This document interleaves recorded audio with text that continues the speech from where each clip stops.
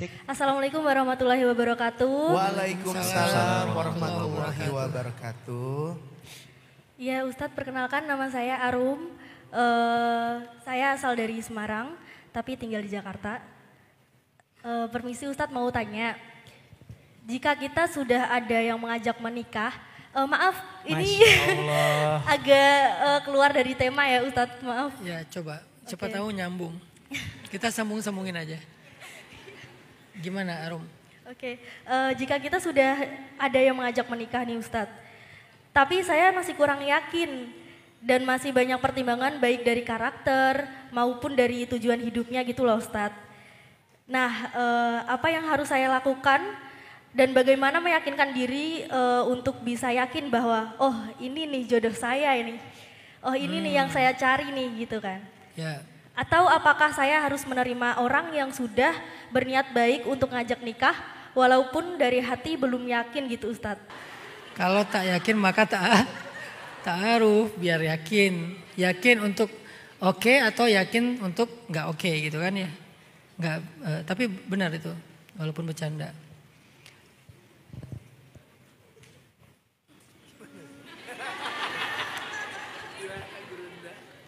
Terus gimana kita harus nerima aja atau gimana? Nih saya selalu ngulang-ngulang sebuah quote ya.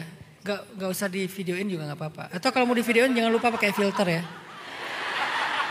Boleh video tekan dengan syarat filter yang paling glowing. Sampai saya jadi avatar. Gimana gitu, ada satu quote. Jangan pernah mengatakan ya kepada orang lain ketika kamu harus mengatakan tidak kepada hatimu sendiri. Jangan. Nanti itu terlalu ngambil resiko itu. Itu high risk banget itu. Jangan pernah mengatakan ya kepada siapapun kalau kamu harus mengatakan tidak kepada diri sendiri. Sampai kamu bisa mengatakan ya kepada diri dan orang lain baru kamu putuskan. Kalau masih belum ketemu jangan pernah putuskan. Jangan terburu-buru. Apalagi ini bab masalah seumur hidup. Mbak Arum akan memilih seseorang yang bakal jadi imamnya sampai akhir hayatnya. Dan itu kan gak boleh hanya gara-gara ngerasa gak enak. Dia tulus, dia apa? Apakah kalau misalnya dia niatnya serius dan tulus itu udah pasti cocok? Belum tentu. Pernikahan ini bukan tentang masalah tulus dan gak tulus saja. Tapi masalah nyambung gak nyambung, cocok gak cocok. Karena ada dua orang sahabat yang dua-duanya solih-solihah bertahan cuma setahun pernikahannya mereka. Lalu bercerai. Siapa dia? Zaid bin Harithah. Seorang sahabat yang sangat terkenal dengan kesolihannya, bahkan diangkat jadi anak angkatnya Rasulullah, orang yang sangat mulia. Tapi ketika dia menikah, pernikahannya itu cuma bertahan sekitar setahun. Lalu mereka bercerai. Apa karena mereka nggak soleh? Nggak mungkin nggak soleh. Solehnya soleh banget lah gitu.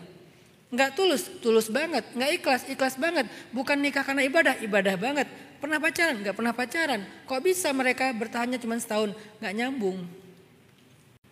Istrinya datang ke Rasul mengatakan, ya Rasulullah gimana ya, aku kayak gak nyambung gitu sama Zaid. Kata Zaid, ya Rasulullah gimana ya, kok saya sama istri tuh kayak ada sesuatu yang gak ngeklik gitu ya Rasul. Terus Allah bilang ke Rasul sebelum mereka datang, Muhammad kalau mereka datang nanti suruh mereka untuk pisah aja. Karena mereka udah gak nyambung lagi. Tapi karena Nabi gak enak hati, Nabi malah bilang bertahan wahai Zaid, jangan pisah dulu, jangan ceraikan istrimu. Nabi karena gak enak hati sama Zaid. Akhirnya Allah turunkan lagi ayat, kamu ngerasa gak enak hati sama manusia, terus kamu enak hati sama aku kata Allah. Allah cemburu kepada Rasul, akhirnya cerai juga mereka. Kenapa bisa gitu? Kurang soleh banget. Jadi ini bukan tentang masalah tulus gak tulus saja, masalah twin flame atau enggak? Apa itu twin flame? Dia nyambung enggak? Belahan jiwanya bukan gitu. Dan itulah fungsi ta'aruf untuk mengenal. Termasuk masalah fisik. Fisik itu dipertimbangkan dalam pernikahan. Walaupun itu sifatnya relatif. Enggak bisa kita pakai standar yang general. Masing-masing orang punya poin sendiri tentang fisik. Aku sukanya yang kayak gini. Aku sukanya yang hidungnya kecil kayak kancing baju misalnya. Aku sukanya yang hidungnya dari sekilo kelihatan cuma hidungnya. Aku sukanya yang Arabian style, aku sukanya yang oriental, aku sukanya yang etnik, aku sukanya yang apa. Kan masing-masing punya standarnya. Bule itu kan sukanya sama yang warnanya doff gitu kan. Jadi yang warna-warna agak-agak dof kayak saya tuh agak-agak selera bule sih. Menghibur diri sendiri. Atau ada yang sukanya tuh yang glowing banget misalnya. Tapi tetap fisik itu adalah sesuatu yang dipertimbangkan.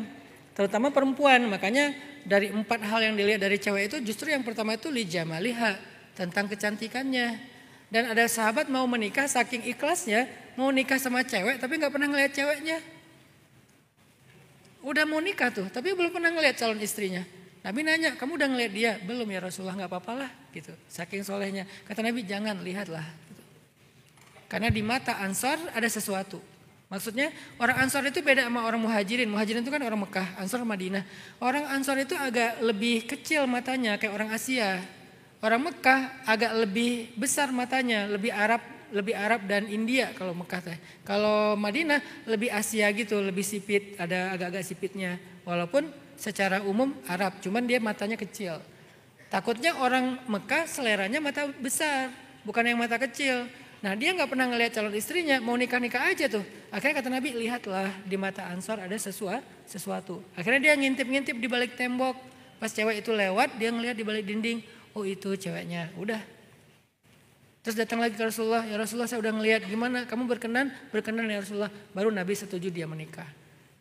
Dilihat fisiknya, dilihat keluarganya, dilihat baru nanti agamanya. Walaupun agama menjadi kunci. Tapi yang pertama kelihatan kan bukan agama langsung kan. Justru fisiknya dulu, biar nyambung, biar nyaman. Maka Mbak Arum harus tadi, kalau tak kenal maka tak